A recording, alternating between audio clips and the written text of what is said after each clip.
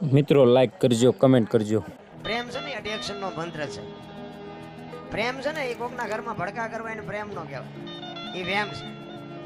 પ્રેમ તો પ્રેમ, પ્રેમમાં પરમેશ્વરને પ્રગટ થવું પડે. સરસ મજાનું બાબુ બોરુ ગામના આંગણે માં ભગવતી બ્રહ્માણી માના સાનિધ્યમાં સરસ મજાનું આયોજન કર્યું છે. પણ ભજન એમાંય બાબુ પ્રજાપતિ સમાજ ભક્તિની ઉત્પત્તિ જ્યાંથી થઈ છે. મહાપુરુષો કે છે ભક્તિ દિલાવર દેશની લાયા શ્રીબાઈ કુંભાર, પ્રહલાદ જેને પ્રગટ કરે અને જપે આખો સંસાર. આ શ્રીબાઈ બાપુ એક પ્રજાપતિની દીકરી. શ્રીબાઈ આ દુનિયામાં આવ્યા ન હોત તો આ ભજન ન હોત, મારા અંદાજ મુજબ હો, તમને જે લાગતું હોય. શ્રીબાઈ જો ન હોત તો મને નથી લાગતું કે આપણે ભેગા થઈને બેઠા હોત. કેવડું બાપુ એ દીકરીનું ભજન કેવડું છે, માનું બાપુ ભજન કેવડું છે. હું પ્રજાપતિ સમાજના વખાણ કરવા નથી આવ્યો, પણ સત્ય છે ને એટલે બાપુ કેવું પડે છે.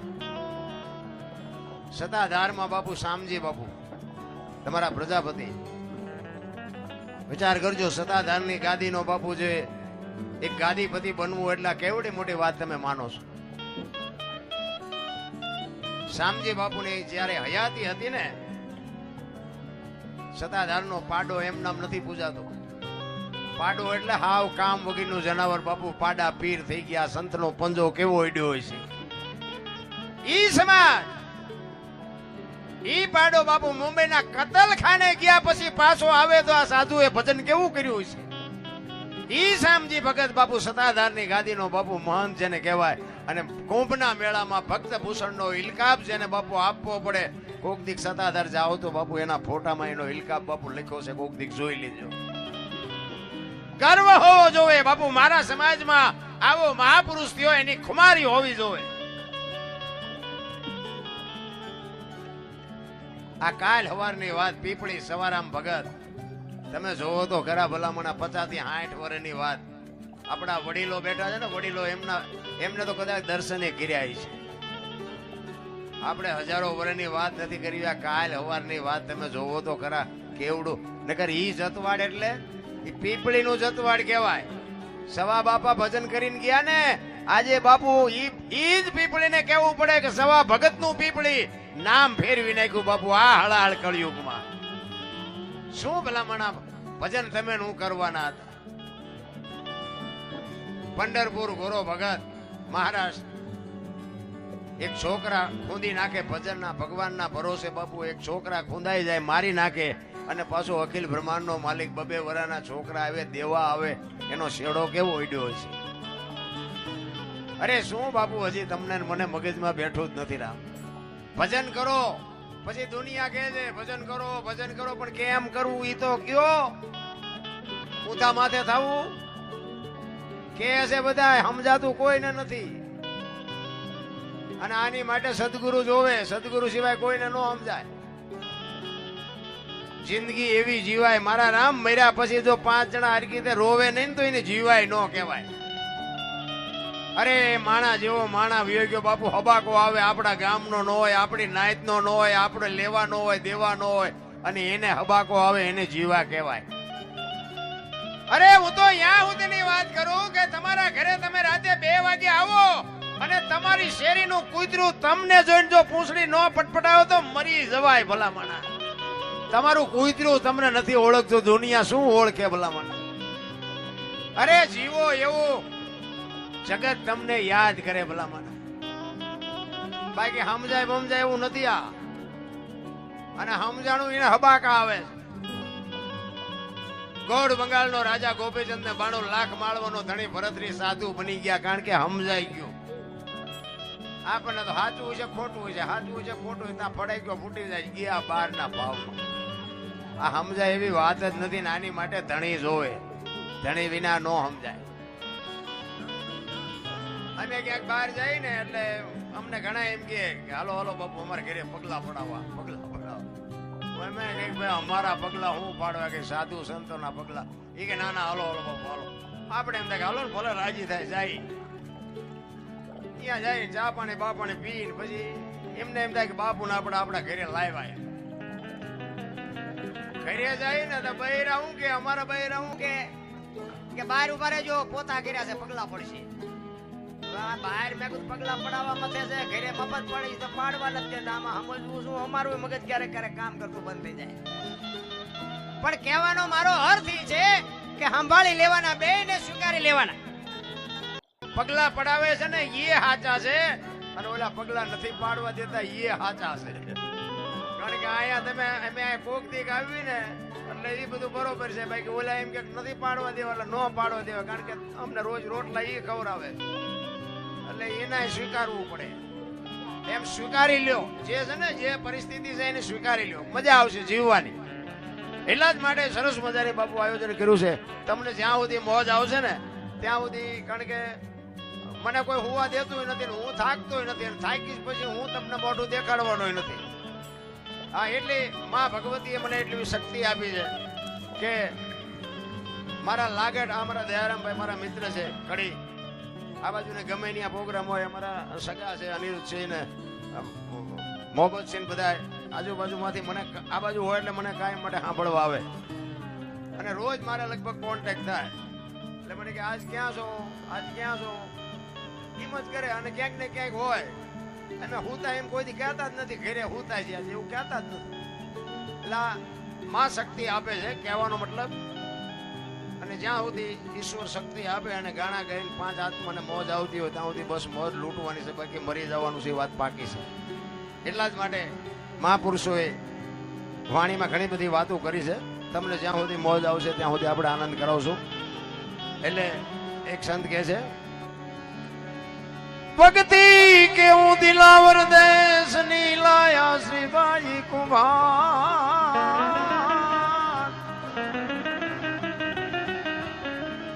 પ્રહલાદ જને પ્રગટ કરે, આજ જપે સારો સંસાર. ભક્તિ કેવું ભાવની ભૂખી, એ જુગો જુગો થી વાટ જોતી, જોતા જોતા અમને જડ્યા આવામાં સાગર ના મોતી. જોતા રે અમને. જો મહાપુરુષોએ અમુક મારા પ્રોગ્રામમાં છે ને મારી વાત ઉપર કે હું ગાતો હોય તો એના ઉપર તમે ધ્યાન આપજો, કંઈક તમને કંઈક શાન મળશે.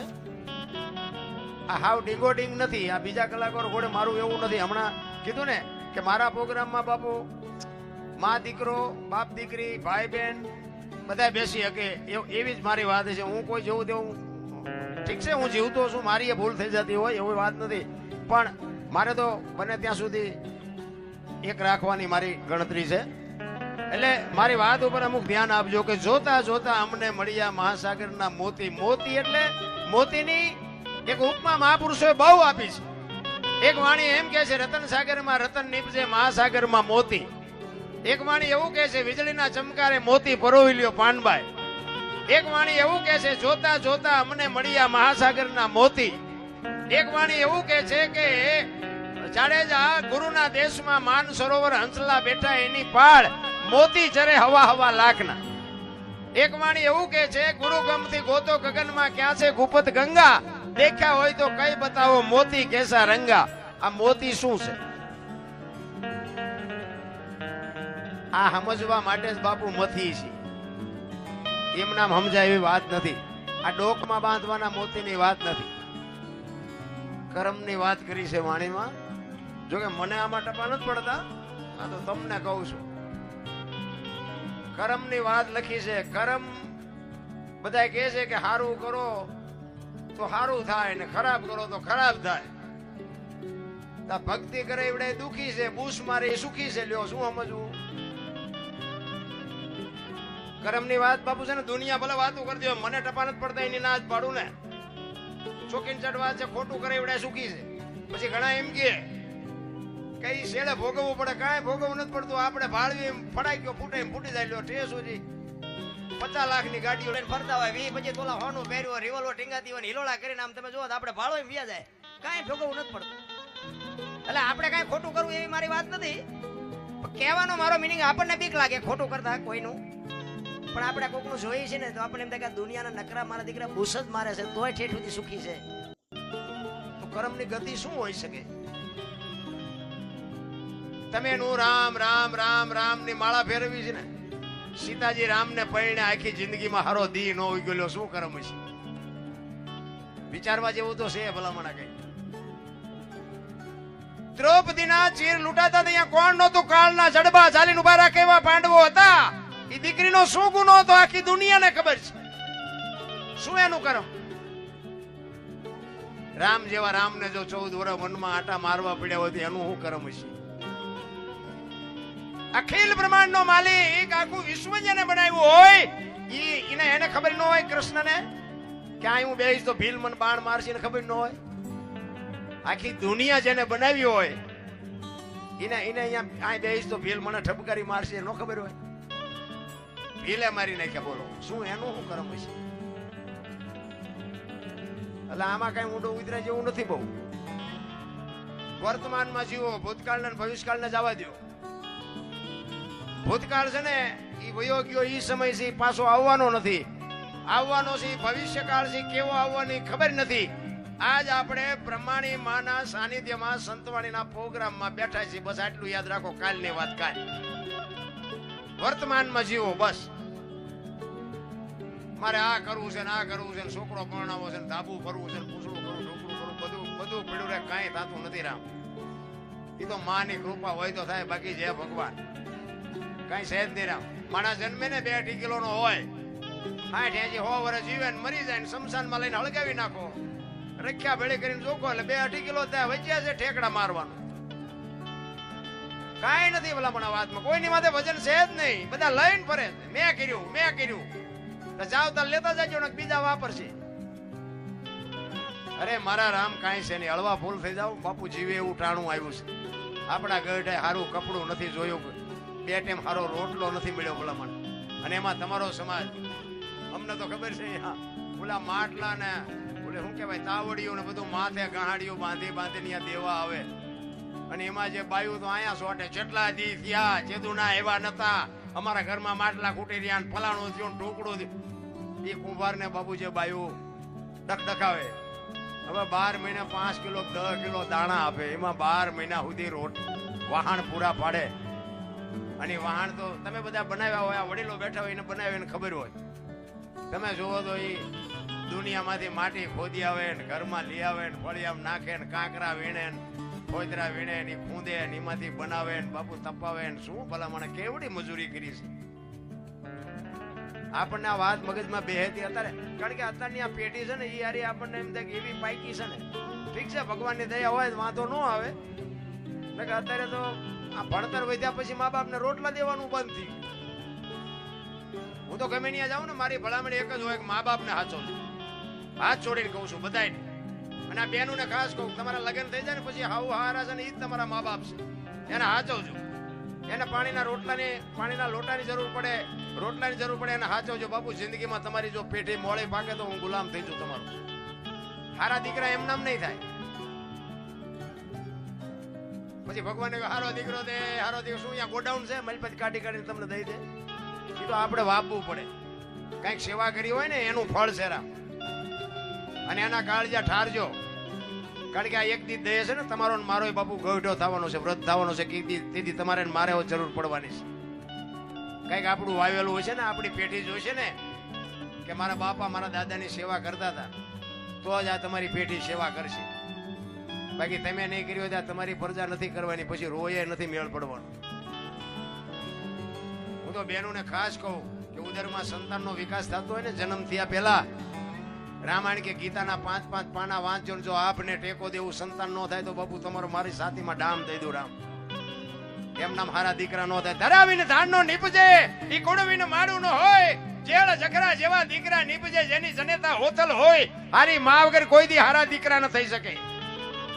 હું એક માનો તમને પ્રસંગ કહું. મેં આ કર્મની વાત કરીને ભીષ્મ બાપુ, ભીષ્મ ગંગાનો પુત્ર બાપુ, વિચાર કરજો કે એમના દૂત જેનો જીવ લેવા આવે અને એમના દૂતને ભીષ્મ એમ કે અત્યારે વિયો જા 6 મહિના પછી આવજે, પોતાનું મૃત્યુ રોકી શકે એવો ભીષ્મ બાપુ એની જનતા કેવી છે વિચાર કરજો.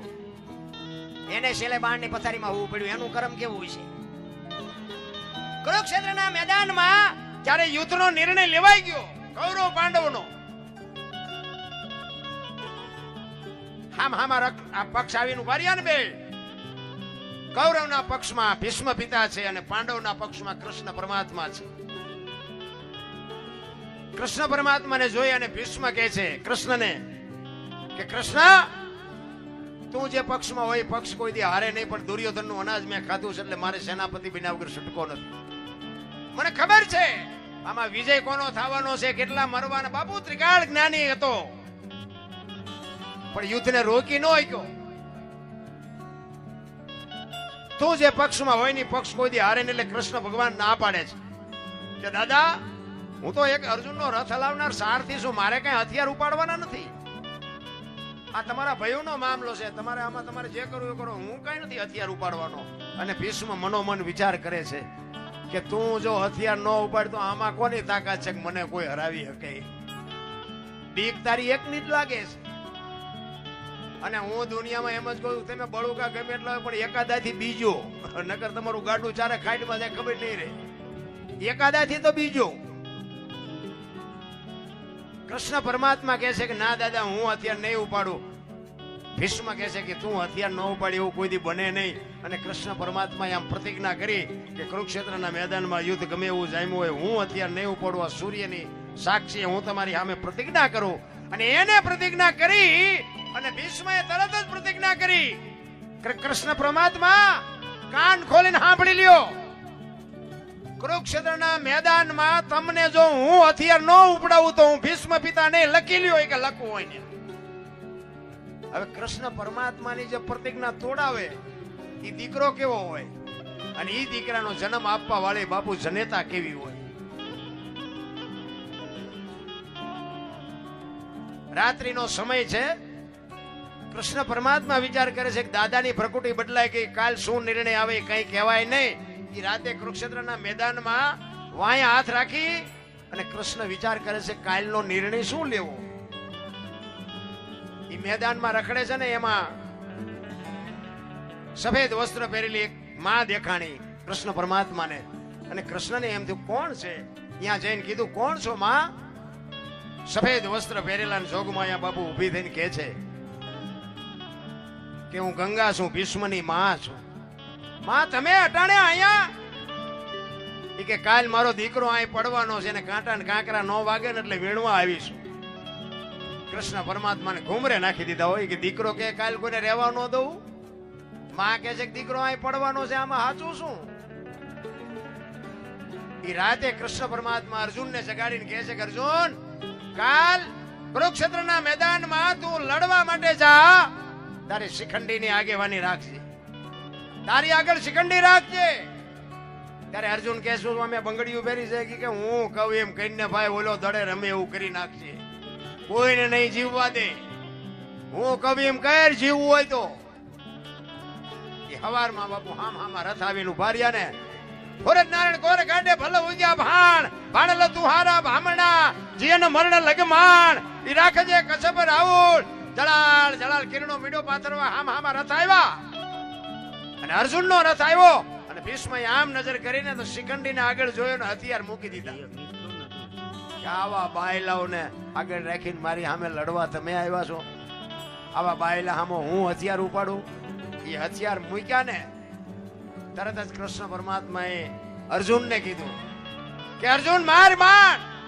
ઈ કે પણ હથિયાર મૂકી દીધા. ઈ કે એટલે જ કહું છું કે માર, નકર ઈ કોઈને નહીં જીવવા દે. ઈ રૂએ રૂએ બાણ માર્યા અને ભીષ્મ પડ્યા. અને કૃષ્ણ અને અર્જુન બે ન્યા જઈને કે પાયા જઈને ઉભા રહ્યા ને, ત્યાં બાપુ પાછી ગંગા જનેતા બાપુ પ્રગટ થયો. ધકેલ ત્રાંબા જેવી આંખો આમ કૃષ્ણની સામે જોઈને કહે છે મધુસૂદન, મારા દીકરાને તે દગો કરીને માર્યો ને, અર્જુનની આગળ તે શિખંડીને રાખ્યો હતો ને, પણ શિખંડીની જગ્યાએ કદાચ તું જો ઉભો હોત ને તો તને મારો દીકરો દેખાડી દેત કે ગંગાના ધામણમાં કેટલી તાકાત હોય. કેવી જનેતા છે. હું તો બેનોને મારી વાત અમુક કડવી લાગશે પણ દરદ તો કડવું પાય ને તો જ મટે. તમે ખાઓ પીવો વાપરો, તમને ભગવાને આપ્યો હોય તો જેટલા વાપરો એટલા વાપરો, પણ દેહના પ્રદર્શન ન કરો. ફેશન નું માપ રાખજો. આ ફેશને જે દી ઉઠાડ્યો છે ને ભાઈ, એની કીધાની વાત નથી. દેહના પ્રદર્શન ન કરવાના હોય. તમે તો જોગમાં આવ્યું. તમે, હું તો એમ કહું, તમે તો શક્તિનો અવતાર છો. ધારો તો આજે બાળીને ભસ્મ કરી દો એ તાકાત છે તમારામાં. પણ હવે તમે જે ફેશનમાં દી ઉઠાડ્યો છે અમુકે, મોટી સિટીઓમાં જાય ને તો ખબર જ નથી પડતી બેન હાલ્યા આવે છે કે ભાઈ હાલ્યા આવે છે. બોલો, બધું હરકું લાગે છે. શું આપણે વાત કરીએ? વહુ હારો ભેગા પાણી પૂરીયું ખાતા હોય ત્યાં પરજા જેવી થાય. ત્યાં શું રાણા પ્રતાપ ને શિવાજી થાય? અરે બાપુ, સંસ્કૃતિ હતી, મર્યાદા હતી. આ રામાયણ છે ને, રામાયણ અને મહાભારત છે ને, એ તમને ને મને મહાપુરુષોએ એક રસ્તો બતાવવા માટેના ગ્રંથો છે. એમાંથી તમારે ને મારે કંઈક લેવાનું છે. રામાયણ કે છે કેવા ભાઈ હોય, કેવા દીકરા હોય, કેવી પત્ની હોય, કેવું કુટુંબ હોય, કેવા મા બાપ હોય. જોવું હોય તો કે રામાયણમાં જોવો, અને રડેલું ન ખાવું હોય મહાભારતમાં જોવો. કૃષ્ણ પરમાત્માએ દુર્યોધનને એક જ વાત કરી કે હસ્તિનાપુરની ગાદી તમે લઈ લ્યો, પણ 5 ગામ આપો. આ 5 ને હું ખાવું? એ કે હોના નાકા ને એની જેટલું નથી દેવું. એ કે બાજવું પડશે, કે બાજવું છે પણ દેવું નથી. એ બાજ્યા લ્યો, શું કાઢ્યું? અને જો બાપુ, રામાયણ, રામચંદ્ર પરમાત્મા જેથી વનમાં ગયા તેથી લક્ષ્મણને રામ ભલામણ કરે છે, લક્ષ્મણ 14 વર્ષ કાલ પૂરા થઈ જાય, હું આવતો રહીશ. રાજનું ધ્યાન રાખજે, બાપનું ધ્યાન રાખજે, પ્રજાનું ધ્યાન રાખજે. અને લક્ષ્મણ કહે છે, મોટા ભાઈ, મર્યાદાનો ભંગ થતો હોય તો મને માફ કરજો, પણ તમે મારા બાપ છો, સીતા મારી માં છે. મારા મા બાપ વનમાં જતા હોય તો અયોધ્યાનું રાજ જેને જોઈને મુબારક, મારે નથી જોતું. વિચાર કરજો. નોખી નોખી માયુના છોકરા હતા, પણ અયોધ્યાની ગાદીનો કોઈ ધણી નહોતો. બાકસના ખોખા ઘોડે રખડતી હતી. અયોધ્યાની ગાદી એટલે દશરથ તારો દરબાર, ઇન્દ્ર જેની આશા કરે, તેથી ભાઈઓ વિનાનું બેકાર કડવું લાગે કાગડા. લક્ષ્મણ કે મારે નથી જોતી, ભરત કે મારે નથી જોતી. વિચાર તો કરો, અયોધ્યાની ગાદી સ્વર્ગ જેવી ગાદી હતી. અત્યારે આપણે જોઈએ તારે એક વેચ જમીન હાટું હગો ભાઈ હગા ભાઈ મારી નાખે. તે આપણને રામાયણ ક્યાં? નવા વિડીયો માટે જોઈન થઈ જાઓ. એક જાય ઉપર, એક જાય જેલમાં. જમીન તો અહીંયા પડી હોય. જય માતાજી. પછી ઓલો જેલમાં હોય ને ખબર કાઢવા જાવ ને, સોડા જોવા જાવ ને કે ઓલો શું કરે, હાલો મારી પાસે જોઈ આવી. તે શું કે બોલું 50 વીઘા રહ્યું ની જાય ભલે જાય, પણ મને બારો કઢાવતા વેચ જવા દીધી હોત તો. તારે મોડું થઈ ગયું રામ. જેટલું થાય ને એટલું સમર્પણ. આ છે ને બધાને બાપુ કેળો, એક આ ગ્રંથો છે ને કેળા છે, કેળા જો હાલતા આવડે. આ સીતાજી કે લક્ષ્મણ રેખા ઓળંગી ગયા, હરણ થયું. તો સીતાજીમાં શું શક્તિ નહોતી? રાવણની તાકાત છે સીતાજીને લઈ જવાની. અગ્નિનો ગોળો હતો, અગ્નિનો ગોળો રાવણ માથે દ્રષ્ટિ પડે ને. હું તો આજે આ બેનુને કહું કે તમે જો ચોખા હોય તો આજે તમે બાળીને ભસ્મ કરી દો. ઈ તાકાત છે તમારામાં. પણ એ માર્ગ આપણને બતાવ્યો છે કે જે રકમર રેખા ઓળંગી જાય એનું આ દુનિયામાં હરણ જ થાય. બાપ હોય, દીકરી હોય, માં હોય, ભાઈ હોય, જે હોય, લક્ષ્મણ રેખા બધા હોય. એ ટપી જાય એટલે એનું હરણ જ થાય.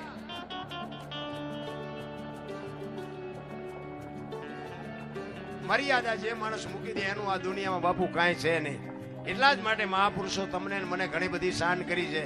પણ હવે આપણને મગજમાં ન બે તો મહાપુરુષો કરે શું? જે મહાપુરુષો બાપુ મેં હમણાં કીધું એમાં કઈ સમજાય એવી વાત નથી. હું એક જ વાત કરું, ભોળાનાથ નો દીકરો કે ગણપતિ નું માથું ભોળાનાથે કાપ્યું અને કે હાથીનું લગાડ્યું. હું એમ કહું છું કે પેલું કાપ્યું ત્યાં જ નહીં પડ્યું હોય તો હાથીનું હું કામ લગાડ્યું છે? અને માણાના શરીર પર હાથીનું માથું ફીટ થાય તમને જેમ લાગે? આવડું હોય, આવડું મોટું માથું ફીટ થાય છે? સાચું હવે આપણા ચકડા ગઈ ગયા એટલે નથી સમજાતું. સાચી વસ્તુ વગેરે અત્યારે દુનિયા હાલવા જ ન દે છે. 100% સત્ય.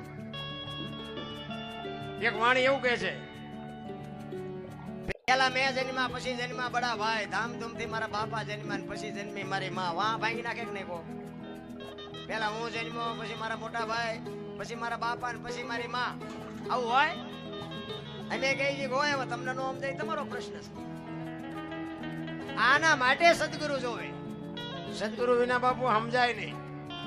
એટલે જ બાપુ જો મહાપુરુષોને સદગુરુના ચરણે જ બોલ્યા છે. એનો એક તમારા પ્રજાપતિ સમાજ પંઢરપુર મહારાજ ગોરો ભગત માટીના વાસણ બનાવવાનો ધંધો કરે, ફળિયામાં માટી ખૂંદતો હતો અને જો જિંદગી એવી જીવાય. આ ભગત એવું જીવન જીવી ગયો કે મર્યા પછી એની વાંહે વાંકાનેરની બાજુમાં રાતી દેવડીના ખુમાનસિંહ દરબારને બાપુ આ ભજન લખવું પડે. એમ નામ નથી, કોકને કાંઈક કરવું પડે. આપણે કોકના બૂસ માર્યા હોય તો દુનિયામાં આપણને કોણ ઓળખે? કાંઈક સમર્પણ કર્યું હોય, કાંઈક ત્યાગ કર્યો હોય, કાંઈક ભાવથી કાંઈક કોકને આપ્યું હોય ને તો બાપુ નોંધ થાય, બાકી એમ નામ નોંધ ન થાય. એ માટીના વાસણ બનાવવાનો ધંધો કરતો હતો, ફળિયામાં માટી ખૂંદતો હતો ને એમના ઘરના 2 વર્ષનું છોકરાને અહીંયા હુડાવ્યું. કે આ છોકરાનું ધ્યાન રાખજો, તમે ક્યાંક ભજન ગાતા ગાતા પોણીઓ ન વાળતા. બેનમાં બહુ ઠેકાણું નહોતું. ભાઈ ભક્તિ કરતા હોય તો બેનમાં ઠેકાણું ન હોય, બેન ભક્તિ કરતો એટલે જ આપણું નથી મેળ પડતો. જો 2 હરખા હોય તો બાબુ જીવવાની મજા આવે. જેટલા એના તમે જોવો ને તો આપણે એમ આમનું કેવી રીતે ગાડું પોગશે કે. અને અડધું અંગ ઈને કહેવાય જે સમજી શકે ને. પતિને પત્ની સમજી શકે, પત્નીને પતિ સમજી શકે, એને અડધું અંગ કહેવાય. બાકી તો કોઈને કીધા જેવું નથી. ઈ 2 વર્ષના છોકરાને અહીંયા હુડાવી અને કે છે કે આ છોકરાનું ધ્યાન રાખજો, તમારા ભજન ગાવા સિવાય બીજું કઈ કામ નથી, હું પાણી ભરવા જાઉં છું. કે વાંધો નહીં, જાઓ.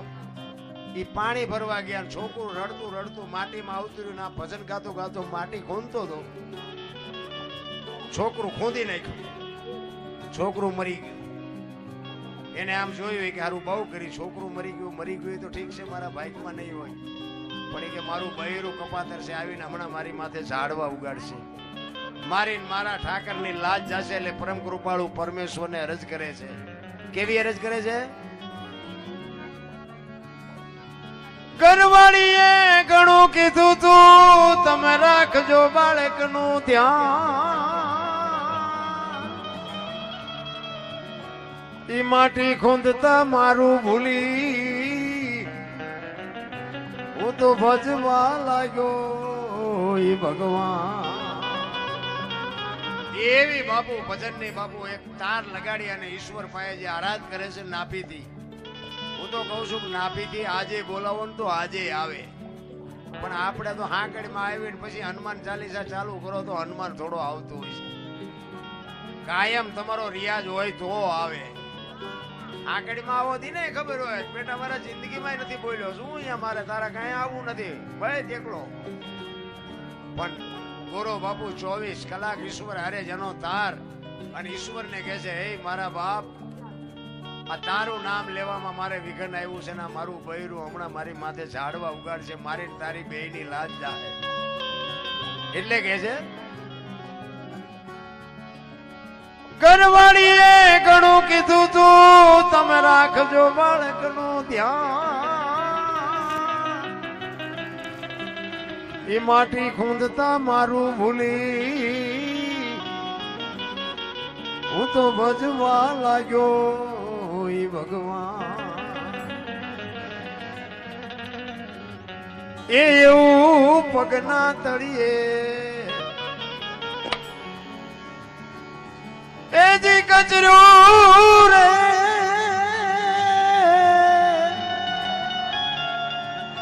એ જોતા મારી મારી મારી નજરે ચડ્યો એ એવા શ્રી હરી તમને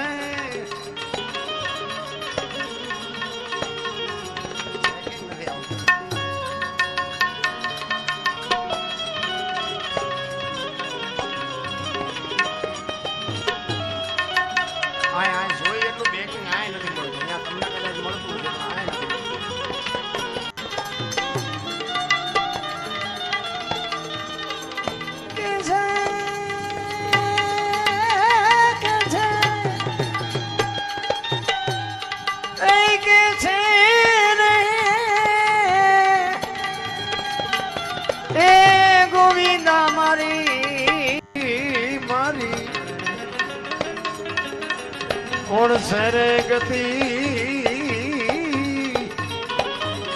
એ જેવું ધ્યાન ધરીને ગુરુ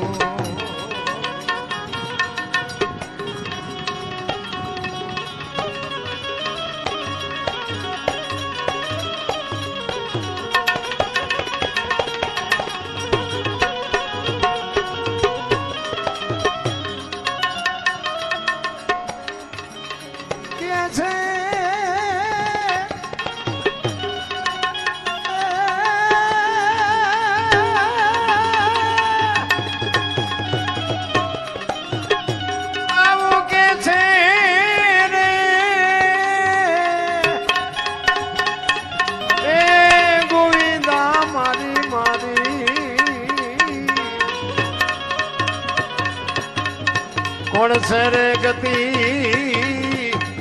એ જેવું ધ્યાન ધરીને એ જેવું ધ્યાન ધરીને એ જેવું ધ્યાન ધરીને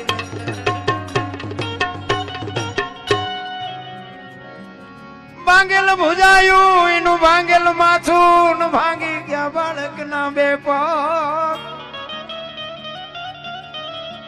અંગનો આકાર એકે મળે નહીં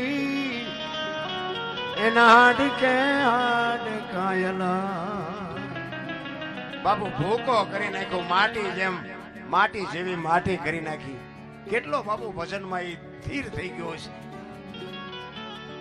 ઈશ્વરને રાજ કરે છે મારા બાપ તું હવે જો અમારી આને બાપુ બધાની આબરૂ ઈ જ રાખે છે આ તો આપણે વજન લઈને ફરી મેં કર્યું બાકી ઈશ્વર વગર પાંદડું કાંઈ હાલે એમ છે નહીં મને એક ભાઈ કહેતા હતા મને કે ઈશ્વર વિશ્વર જેવું કાંઈ છે નહીં તમે જાઓ અહીંયા રિયા રિયા રાંગા દ્યો છો એટલે મેં કીધું એવું ન હોય આખી દુનિયા કહે છે ને આપણે એમ કે ઈશ્વર નથી આપણે કેવી રીતે પણ મને કે એનો પુરાવો શું મેં પછી એને કીધું મેં કીધું તને તારો કાન છે તો કે હા મેં કીધું દેખાય કે દેખાતો નથી હવે તને તારો કાન નો દેખાય તો ઓલો ક્યાંથી દેખાય